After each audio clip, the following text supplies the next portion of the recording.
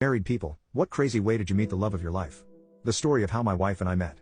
Most people think we alter our story, but it is 100% true. In my small hometown of Athens, Alabama, with a population of only around 20,000, Walmart was the place to go for most of your needs. Especially if you needed more than groceries. I was in Walmart one evening browsing the electronics/music section when I caught a glimpse of this absolutely stunning girl walking by. I was 18 at the time, out of high school, but still painfully shy, as I'd always been. However, I was at once smitten and really wanted to talk to her, so I did what any painfully shy 18-year-old guy would do, and followed her, at an overly cautious distance until I could hopefully maneuver around to accidentally meet her face to face, as approaching from the rear, as much as I was enjoying the view, was ridiculously intimidating. I tried hard. I failed miserably. She apparently didn't find what she was looking for, and I obviously discarded any need to further browse the CD section as soon as she left. I'd begun pursuing. So out the front doors of the store she went, and in, and if she knows what I'm doing she'll call the cops move. I followed still, maintaining a careful distance. Into our cars, out of the parking lot, and down the road. At this point, I began to question my own sanity. I pushed myself to make either a firm commitment that, if she does stop somewhere else, I will actually speak to her, or to go ahead and drop this madness, and just turn around.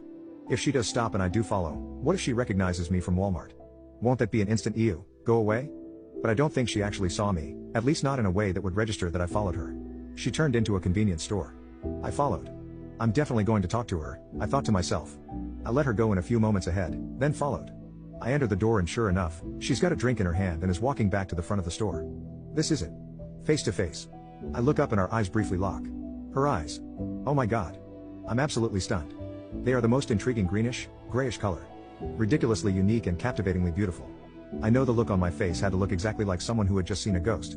I smile sheepishly, nod, then walk to the back of the store, feign interest in whatever drink I end up buying, and watch as she drives away into the night. Failure. Utter failure.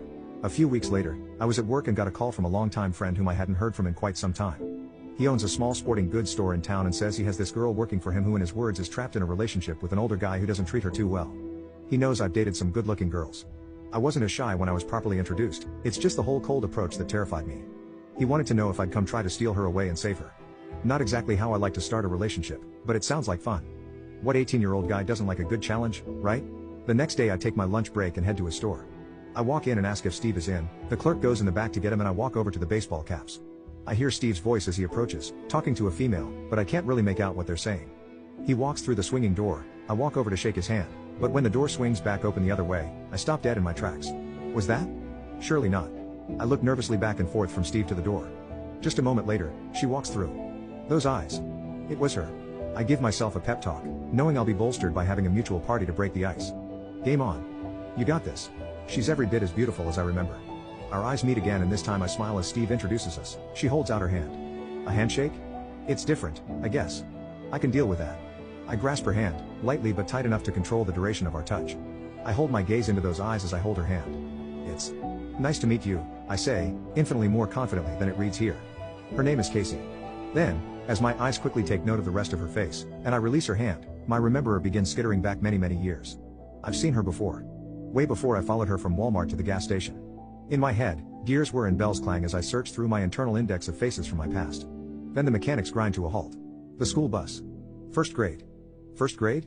Out of my mouth, before I've given any real thought as to how the ensuing conversation might go, gush the words, "Did you go to East?" Which is one of the county schools. But I knew she didn't go to East, I did. I went there from kindergarten until graduation, and I most certainly would have known if Casey had gone to East. I scramble back through my memories for more details, as her reply comes. No. I went to Clements, she replied, which is another of the county schools. Clements was on the exact opposite side of the county. Yes, there is a west, but it's farther northwest than Clements. In an instant, clarity. There was a little girl who rode the same bus I did, but only for a year. She was in kindergarten when I was in first grade, and she cried. Every single day. She would cry to stay with her mother. I remember now. That little girl's name was Casey too. I had often wondered what happened to Casey. This was long before homeschooling was an option for kids who just didn't want to go to public schools, so I had assumed they had moved, but in my mind, of course, they went much farther than the other side of the county. I remember on many occasions offering her something, anything she wanted, from my lunchbox, to try to make her feel better. I hated to see her cry. You didn't go to East, not even in. I began, before she finished my sentence saying, in kindergarten. I did. How did you?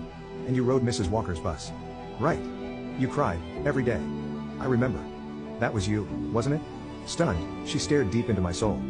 Yes. Did you? Were you the boy that? Yeah. I hated to see you so upset.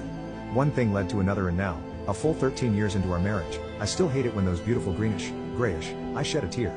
And yes, I later told her about the Walmart incident, which she found incredibly endearing, thank God.